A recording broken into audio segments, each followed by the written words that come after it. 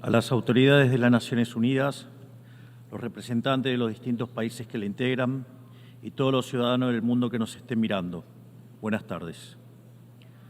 Para aquellos que no lo saben, yo no soy político, soy un economista liberal libertario, que jamás tuvo la ambición de hacer política y que fue honrado con el cargo de presidente de la República Argentina frente al fracaso estrepitoso de más de un siglo de políticas colectivistas que destruyeron nuestro país. Este es mi primer discurso frente a la Asamblea General de las Naciones Unidas y quiero aprovechar para, con humildad, alertar a las distintas naciones del mundo sobre el camino que están transitando hace décadas y sobre el peligro que implica que esta organización fracase en cumplir su misión original.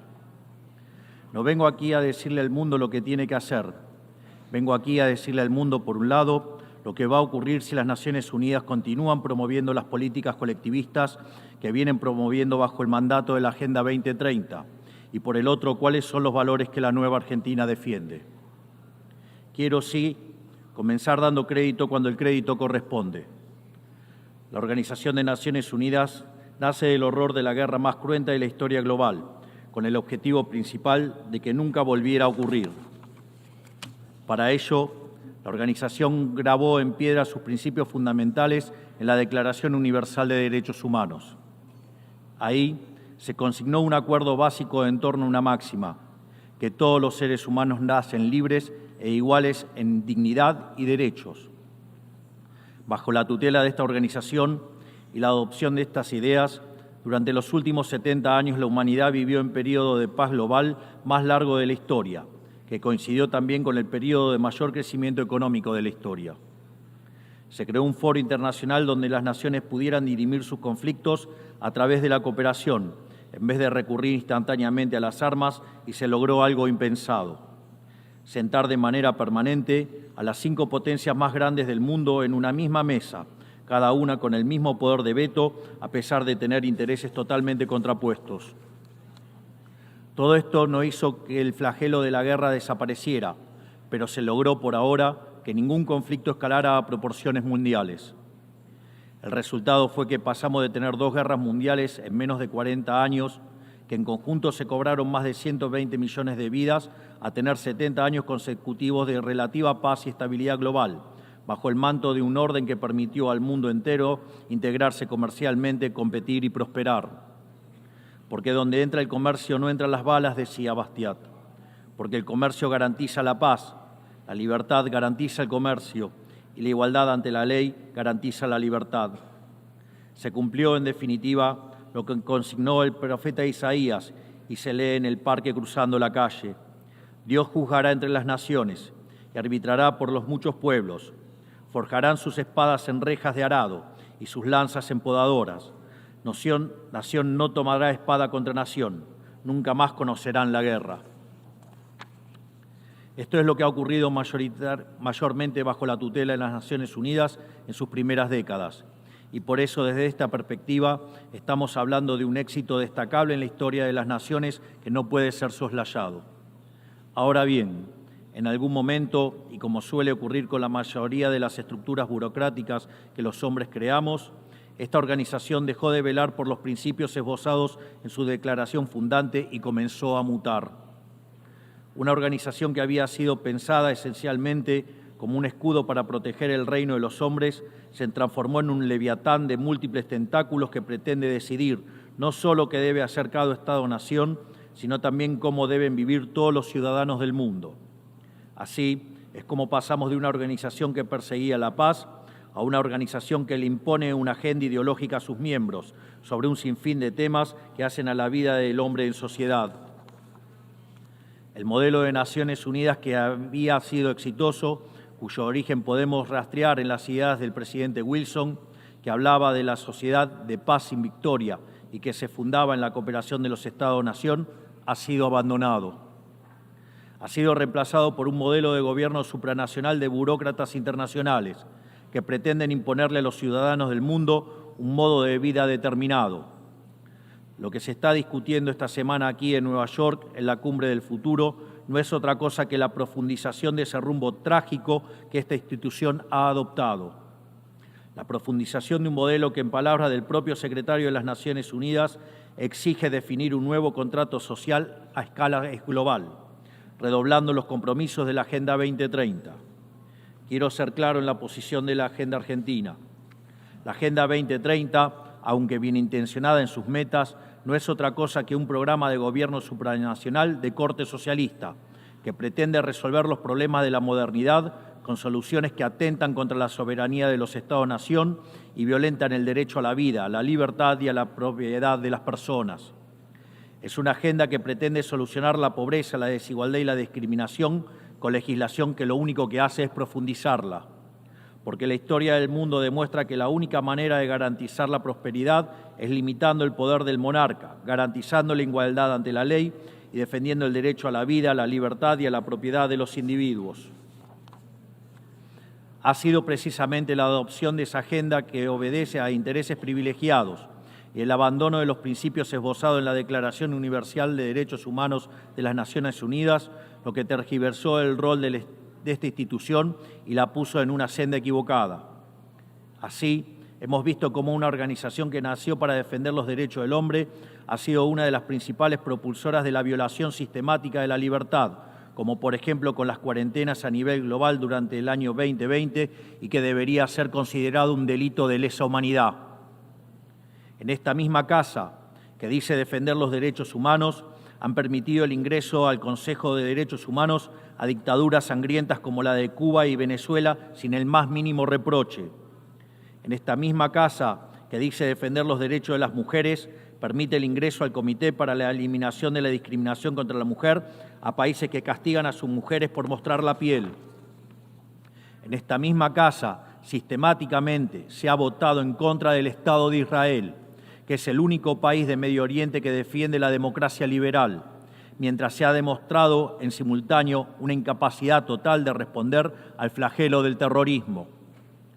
En el plano económico, se han promovido políticas colectivistas que atentan contra el crecimiento económico, violentan los derechos de propiedad y entorpecen el proceso económico natural, llegando a impedirle a los países más postergados del mundo gozar libremente de sus propios recursos para salir adelante. Regulaciones y prohibiciones impulsadas precisamente por los países que se desarrollaron gracias a hacer lo mismo que hoy condenan. Se ha promovido además una relación tóxica entre las políticas de gobernanza global y los organismos de crédito internacional, exigiéndole a los países más relegados que comprometan recursos que no tienen en programas que no necesitan, convirtiéndolo en deudores perpetuos para promover la agenda de las élites globales. Tampoco ha ayudado el tutelaje del Foro Económico Mundial, donde se promueven políticas ridículas con anteojeras maltusianas, como las políticas de emisión cero, que dañan sobre todo a los países pobres, a las políticas vinculadas a los derechos sexuales y reproductivos, cuando la tasa de natalidad de los países occidentales se está desplomando, anunciando un futuro sombrío para todos. Tampoco la organización ha cumplido satisfactoriamente su misión de defender la soberanía territorial de sus integrantes, como sabemos los argentinos de primera mano en la relación con las Islas Malvinas.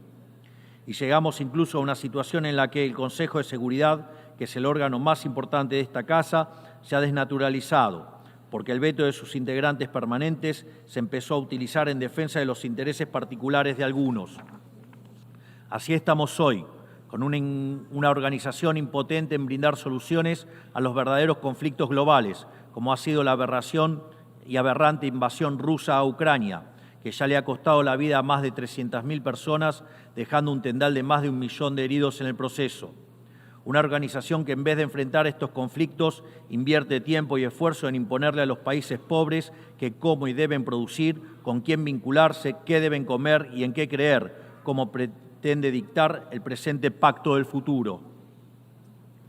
Toda esta larga lista de errores y contradicciones no ha sido gratuita, sino que ha redundado en la pérdida de credibilidad de las Naciones Unidas ante los ciudadanos del mundo libre y en la desnaturalización de sus funciones. Por eso, quiero hacer una advertencia. Estamos ante un fin de ciclo. El colectivismo y el postureo moral de la agenda woke se han chocado con la realidad y ya no tienen soluciones creíbles para ofrecer a los problemas reales del mundo. De hecho, nunca las tuvieron. Si la Agenda 2030 fracasó, como reconocen sus propios promotores, La respuesta debería ser preguntarnos si no fue un programa mal concebido de inicio, aceptar esa realidad y cambiar el rumbo. No se puede pretender persistir en el error redoblando la apuesta de una agenda que ha fracasado. Siempre ocurre lo mismo con las ideas que vienen de la izquierda. Diseñan un modelo acorde a lo que el ser humano debería ser, según ellos, y cuando los individuos libremente actúan de otra manera, no tienen mejor solución que restringir, reprimir y coartar su libertad. Nosotros en Argentina ya hemos visto con nuestros propios ojos lo que hay al final de este camino de envidia y pasiones tristes. Pobreza, embrutecimiento, anarquía y una ausencia fatal de libertad. Todavía estamos a tiempo de apartarnos de ese rumbo. Quiero ser claro con algo para que no haya malas interpretaciones. La Argentina, que está viviendo un proceso profundo de cambio en la actualidad, ha decidido abrazar las ideas de la libertad. Esas ideas que dicen que todos los ciudadanos nacemos libres e iguales ante la ley, que tenemos derechos inalienables otorgados por el Creador, entre los que se encuentran el derecho a la vida, a la libertad y a la propiedad. Esos principios que ordenan el proceso de cambio que estamos llevando adelante en la Argentina son también los principios que guardarán nuestra conducta internacional a partir de ahora. Creemos en la defensa de la vida de todos. Creemos en la defensa de la propiedad de todos. Creemos en la libertad de expresión para todos. Creemos en la libertad de culto para todos. Creemos en la libertad de comercio para todos. Y creemos en los gobiernos limitados, todos ellos.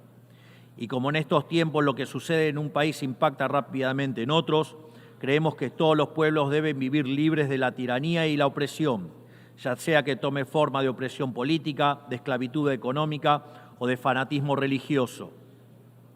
Esa idea fundamental no debe quedarse en meras palabras, tiene que ser apoyada en los hechos, diplomáticamente, económicamente y materialmente, a través de la fuerza conjunta de todos los países que defendemos la libertad. Esta doctrina de la nueva Argentina no es más ni menos que la verdadera esencia de la Organización de las Naciones Unidas, es decir, la cooperación de Naciones Unidas en defensa de la libertad. Si las Naciones Unidas deciden retomar los principios que le dieron vida y volver a adaptar el rol para la que fue concebida, cuente con el apoyo inclaudicable de la Argentina en la lucha por la libertad. Sepa también que la Argentina no acompañará ninguna política que implique la restricción de las libertades individuales, del comercio ni la violación de los derechos naturales de los individuos. No importa quién la promueva ni cuánto consenso tenga esa institución. Por esta razón, queremos expresar oficialmente nuestro disenso sobre el Pacto del Futuro firmado el día domingo e invitamos a todas las naciones del mundo libre a que nos acompañen, no solo en el disenso de este pacto, sino en la creación de una nueva agenda para esta noble institución, la agenda de la libertad. A partir de este día, sepan que la República Argentina va a abandonar la posición de neutralidad histórica que nos caracterizó y va a estar a la vanguardia de la lucha en defensa de la libertad. Porque, como decía Thomas Paine, aquellos que desean cosechar las bendiciones de la libertad deben como hombres soportar la fatiga de defenderla. Que Dios bendiga a los argentinos y a todos los ciudadanos del mundo y que las fuerzas del cielo nos acompañen. ¡Viva la libertad, carajo! Muchas gracias. On behalf of the Assembly, I wish to thank the President of the Argentine Republic.